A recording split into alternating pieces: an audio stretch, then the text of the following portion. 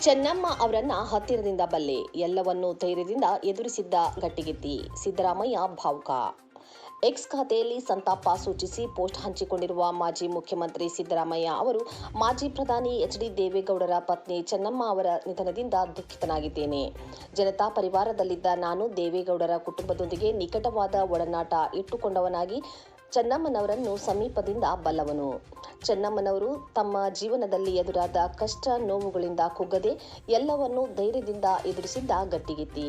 ದೇವೇಗೌಡರ ರಾಜಕೀಯ ಜೀವನದ ಏಳು ಬೀಳಿನ ನಡುವೆ ದೊಡ್ಡ ಕುಟುಂಬವನ್ನು ಪೊರೆಯುತ್ತಾ ಬಂದ ಅವರು ಒಬ್ಬ ಆದರ್ಶ ಗೃಹಿಣಿಯಾಗಿದ್ದರು.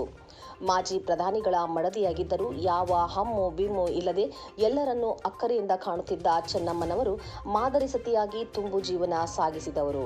ದೀರ್ಘಕಾಲದ ಸಂಗಾತಿಯನ್ನು ಈ ಇಳಿವಯಸ್ಸಿನಲ್ಲಿ ಕಳೆದುಕೊಂಡ ದೇವೇಗೌಡರಿಗೆ ದುಃಖವನ್ನು ಸಹಿಸಿಕೊಳ್ಳುವ ಶಕ್ತಿಯನ್ನು ಭಗವಂತ ನೀಡಲಿ. ಗೌಡರ ಕುಟುಂಬ ಸದಸ್ಯರಿಗೆ ನನ್ನ ಸಂತಾಪಗಳು. ಅವರ ನೋವಿನಲ್ಲಿ ನಾನೂ ಭಾಗಿಯಾಗಿದ್ದೇನೆ. ಮೃತರ ಆತ್ಮಕ್ಕೆ ಚಿರಶಾಂತಿ ಲಭಿಸಲಿ ಎಂದು ಕಂಬನಿ ಮಿಡಿದಿದ್ದಾರೆ.